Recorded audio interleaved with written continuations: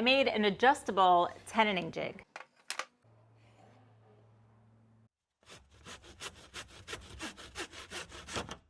Last week I made this angled bridle joint using this heavy-duty tenoning jig, and there were a ton of people who commented saying that they can't recreate the same joint because they don't have the same jig, and that could not be further from the truth. So this week I decided to show you guys how you can make your own adjustable tenoning jig, and it took me an hour or so to make. Super simple to make, so follow along if you're interested to see how I made it. This jig is all made out of 3/4 inch scrap plywood, and all the dimensions will be posted on my website. The jig is going to ride on the fence of the table saw, so I marked how high it was, ripped it to size, and then made sure it was really flush. There are 3 main parts to this jig: the side of the sliding box, the main support, and the top of the sliding box, which I cut off camera to size. Next, I marked where the top of the sliding box met the main support piece and then brought that mark all the way to the front. That way I could find the right location for the star knob so that when I turn it, it doesn't get in the way of the top of the sliding box. So I marked off that distance, and then I found the center of the board, and then took a straight edge, a square, and made a line. And then I took my triangle and made 2 45-degree lines from that point. In order for the support block to move from the pivot point, those 2 45-degree lines need to be connected by an arc. So I set my compass to about 5 inches and connected those 2 lines. Normally I would use a router on a circle jig to cut out that arc, but since a lot of you guys don't have routers, I'm going to use a jigsaw instead. So I marked out 1/8 of an inch on either side of that initial arc that I made to make a 1/4 inch slot to fit the 1/4 inch bolt that I'm going to use.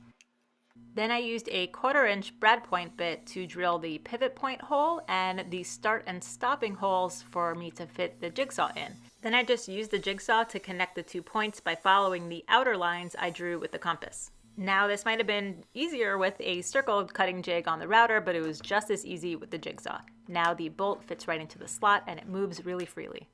I needed to figure out a way to clamp down the workpieces, and I figured the easiest way would be to use my regular clamps. So I just drilled some holes that the clamps would be able to fit into. You can use a jigsaw to do that as well.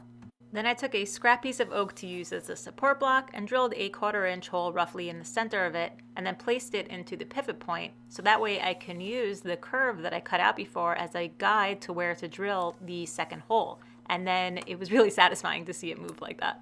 So the last little step was just to create a recess for the head of the bolt to fit into. So I traced it out with a pencil, and I thought I was going to carve it out with a chisel, then remembered that I had a drill press. So you could do it any way you want, the results would be the same.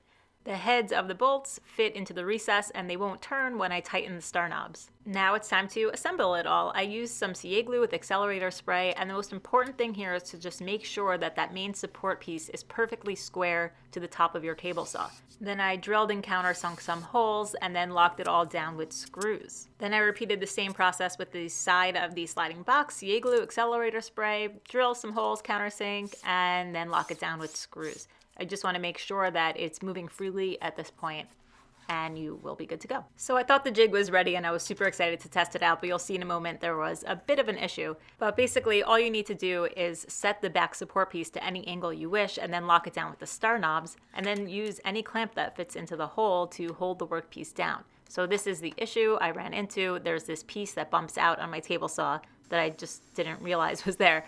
So I just took some quick passes at the table saw at some shallow depths and then tested that out, and it was sliding freely. Now it is good to go. All right, now that all the problems are solved, let's test it out. So I set the support to the angle of this cut piece. I think it was 30 degrees, and I'm going to make the mortise like I did in my angled bridle joint video. So just make one outer cut, another outer cut, and then clear up all the waste in the middle. And it worked really well. The only issue is that I couldn't find a comfortable place to push it along, so I glued on a 2x4 handle. And just to show you guys a little bit more of the functionality, the hole for the clamp works while the piece is straight, and the reason for the back hole is if you ever need to clamp down a piece facing the other direction, the clamp fits into the back. So this jig worked out really great. It did exactly what the Woodcraft Tenoning Jig does. It just is not as easy to use with the clamp, and it doesn't have as many awesome features. So I'll be honest, I'm not going to continue using this jig. I'm going to continue to use the Woodcraft jig because of those reasons. I only made this video to show you guys how you don't always need the right tools. You just have to figure out another way. I do a ton of workarounds in my shop. I don't have a jointer, so I make jointing jigs. I don't have a domino, so I use dowels. But I do hope to one day fully equip my shop with those tools, and I hope that when that day comes, you guys can look past the tools and just figure out another way, because there's always another way. There's always a workaround, and there's always a way to get the same results using another method. So thank you guys so much for watching, and I have to go finish up this project now.